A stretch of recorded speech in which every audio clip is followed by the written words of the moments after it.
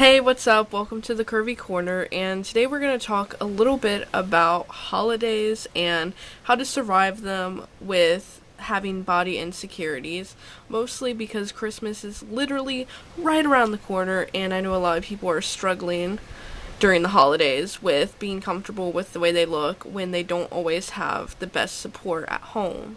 I'm going to give you a couple of tips and tricks that usually help me to survive them. Number one, eat as much as you need to until you're full. I know that sometimes it can be really difficult to eat in front of other people, especially if you already feel self-conscious about the way you look, but you have to remember that your body needs the nutrition, and, well, it's the holidays, so it's okay to splurge a little bit. Number two, never let a relative belittle you. I know that sometimes people can have relatives who like to pretend that they're a doctor or that they've went to school for being a doctor and that they can tell you all about your health, when in fact, spoiler alert, they aren't and they can't. So please remember that you know more about your body than they do. Number three, never starve yourself. I know it's really hard, especially if you have an eating disorder or something like that, to where you don't want to eat on the holidays. Just eat as much as makes you comfortable. Number four, be proud of what you look like. Be proud of who you are.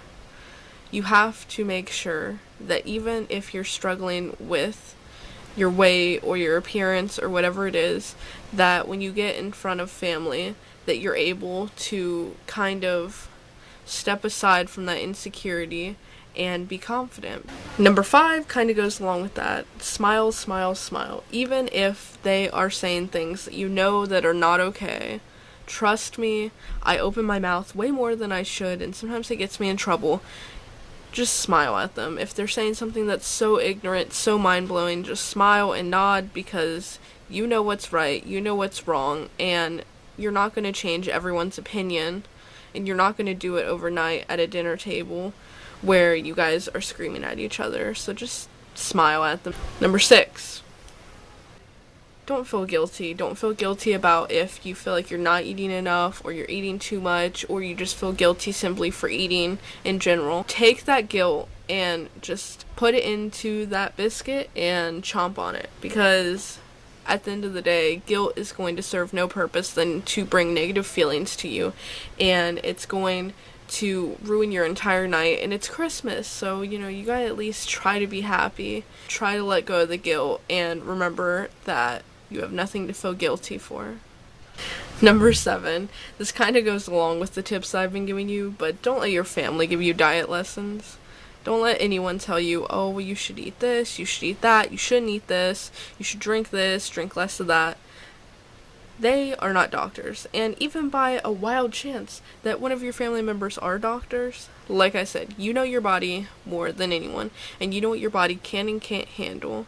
And a lot of these diet tips that family members like to try to give you while they're in good spirits and they're trying to be helpful are just very unnecessary, very uncalled for, and sometimes can be just downright mean. 8.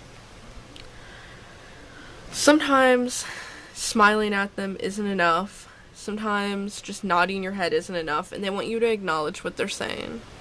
And while I don't condone lying, I will say, acknowledge what they're saying, tell them you'll give some thought about it, but that doesn't mean you actually have to do it. Just enough to get them off your back, because I know sometimes people will just relentlessly go in and go in and go in until you say, okay, maybe you're right.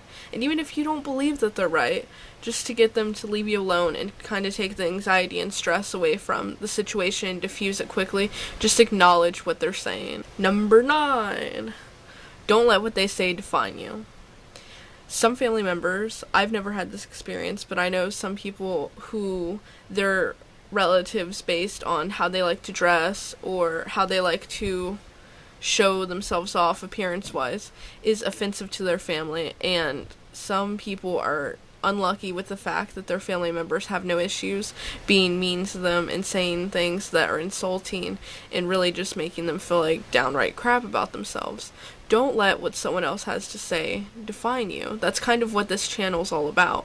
It's about finding the self-love that you've carried inside yourself all this time, but you're just now being able to experience. Number 10, enjoy yourself. I know the holidays are stressful, and I know they can just be miserable to even partake in, but just try to enjoy yourself. It's only for a short period of time, a couple of hours, and then you can go back to your normal life. And if you by chance are struggling with enjoying yourself, find something that can take your mind off of it, or find somewhere to kind of get your thoughts together and then come back in with a smile and keep kicking, because I believe in you and everyone else does.